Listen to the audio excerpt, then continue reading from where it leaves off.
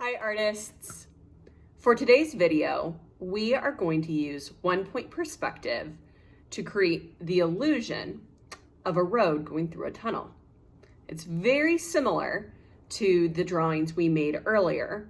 As something gets farther and farther away, it's going to get smaller. However, today we're going to add in an extra step of adding shadows and folding our paper to really make our road look like it's getting further away. I'm going to do the basics and then you can design the rest of your drawing. Let's go ahead and get started. For our drawing today, you'll need a Sharpie. I would also recommend a pencil to add some shading, or you can use crayons. I would suggest using crayons over markers because you can press lightly or use more pressure to make the colors darker. So that will add a little bit of value into the piece today. The first step is going to be to turn your paper so it's nice and tall. We also call this portrait in art. So normally when we draw a portrait, we'll turn our paper so it's tall. I'm going to take the bottom of my paper and fold it up. Line it up at the top, press down with your finger, and then make that crease. Then open the paper back up. The first step will be to make a curved line for the tunnel. I'm going to go up, around, and down. Step 2 will be to add the details around your tunnel. It could be bricks, stone, or something else. I'm going to go around and give it a stone detail, making smaller curved lines that are a little bit bumpy.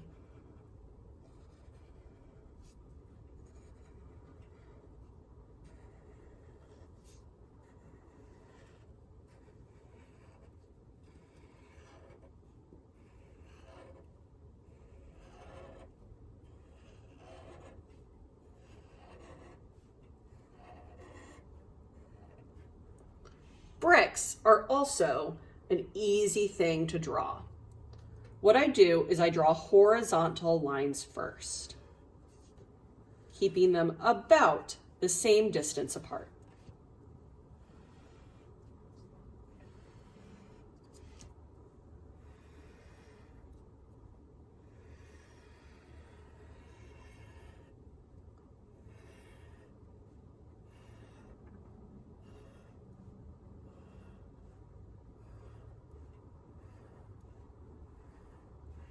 After I have my horizontal lines, I'll start to make vertical lines going up and down.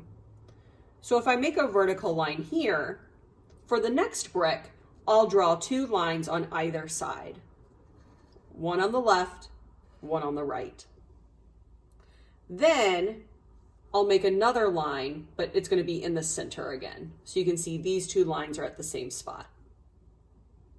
Then the next layer, these 2 lines will be in the same spot. So you'll see the lines, the vertical lines almost make a diagonal. You just don't want to make them right on top of each other.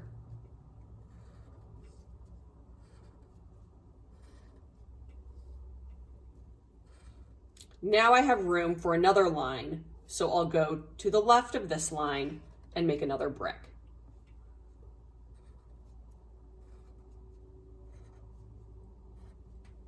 And then I'll do the same at the top.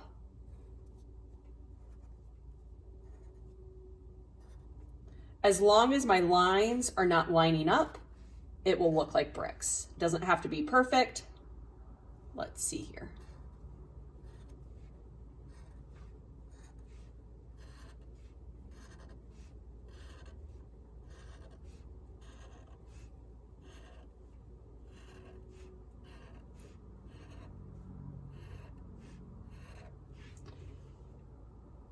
Now that I have a stone detail and a brick wall, I can start to make my road. The first thing I'm going to do is draw 2 diagonal lines, but they're not going to go to the top. I'll start down here at the bottom and make a diagonal, but I'm stopping a little bit before the top of my curve, then making another diagonal going to the bottom. I'm stopping at the crease here. Then I'm going to make a curve for the back of my tunnel. So it will go up and around and down, but a lot smaller. And then if you need to, you can extend your road like this. Now, I can make the road on the bottom half of my page. I'm going to start here and just make a vertical line coming down and a vertical line coming down. It's going to be up to you what you want to draw along the side of your road. It could be grass or gravel or a railing, up to you. If you want to, you can add the dashed line for the middle. On the bottom half of your paper, all the dashes should be the same because the road is not getting smaller yet.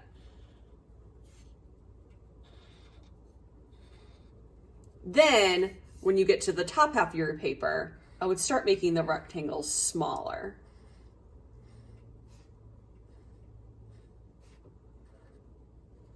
Just like this. The next step is to color in the inside of your tunnel black. I would recommend not using your Sharpie. It is not worth using up your ink in the Sharpie to actually color in the space.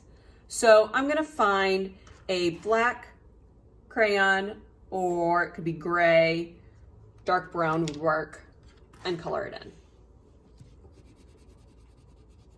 When you are coloring, I would go back and forth or in little circles to fill in your space.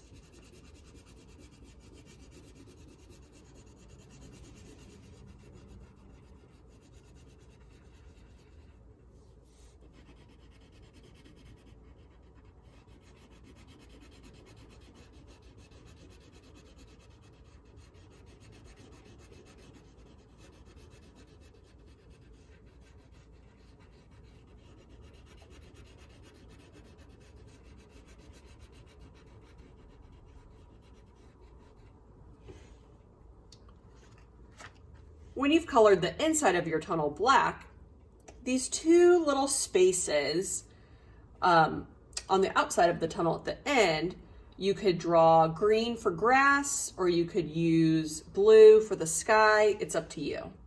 I think it's kind of looking at the grass, so I'm going to draw this, color this in green for the grass there at the end, and then I could color this green for grass as well. The next thing I'm going to do is shade the road. I'm going to add some value. So what I'm going to want to do is either use my pencil or a gray crayon. It's really the same thing to color the road. Here's the trick. When the road exits the tunnel, it's in the light. So I'm going to leave it really, really light. So I'll just maybe go back and forth with my pencil just a little bit so I can tell it's in the sunlight. When I get to the bottom of the tunnel here and here, that's when the road is inside the tunnel. So I'll need to shade it much darker. Again, you can keep using your pencil for this, or if you have a gray crayon, that will work too. So what I'm going to do is press a little bit harder with my pencil, going back and forth to create a different value.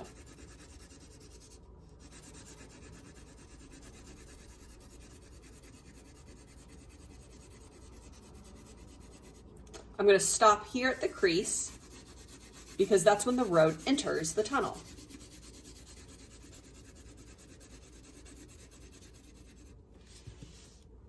Then, if you want to, you can lightly shade the rest of your road. So I'm just pressing down really, really lightly with my pencil just to create a little bit of gray.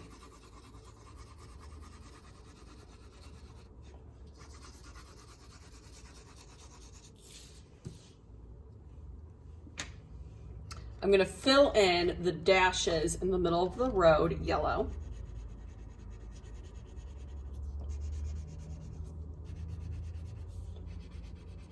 However, when I get into the tunnel, these are not going to appear bright yellow. So I might want to use a darker color. So I could choose orange, red, or I'm actually going to use a brown. So it looks like they're in shadow.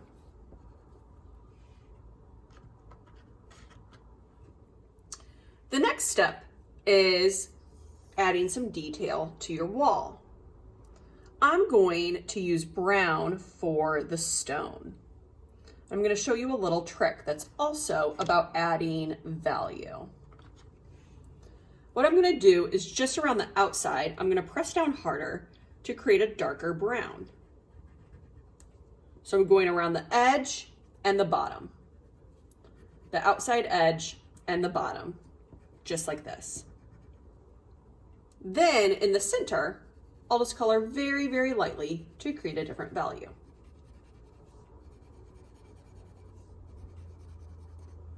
You can also use pencil for this. So on this side, I could do the same thing, but color with my pencil, pressing down hard, using a lot of pressure along the bottom and the side. Then color lightly in the center. Just like that.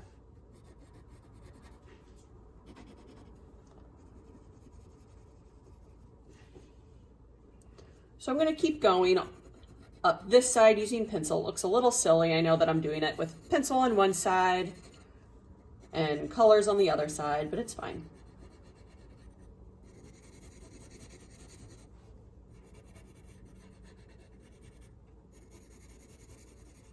When you get to the top here, you might want to switch where your shadow is a little bit.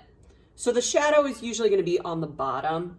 So I'll do the bottom and then the side closest to the tunnel when I get to the top.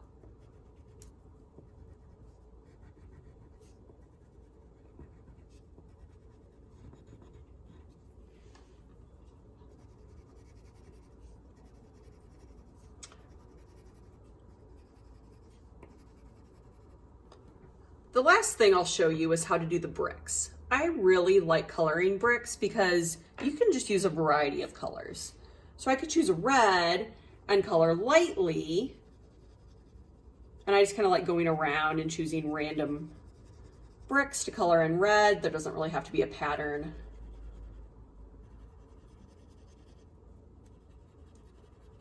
So after I've colored in some bricks lightly, I can use the same color, but just press a little bit harder to create a different color.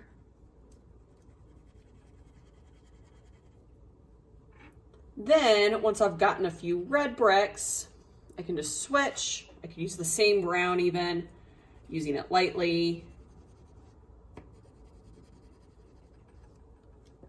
In some different places.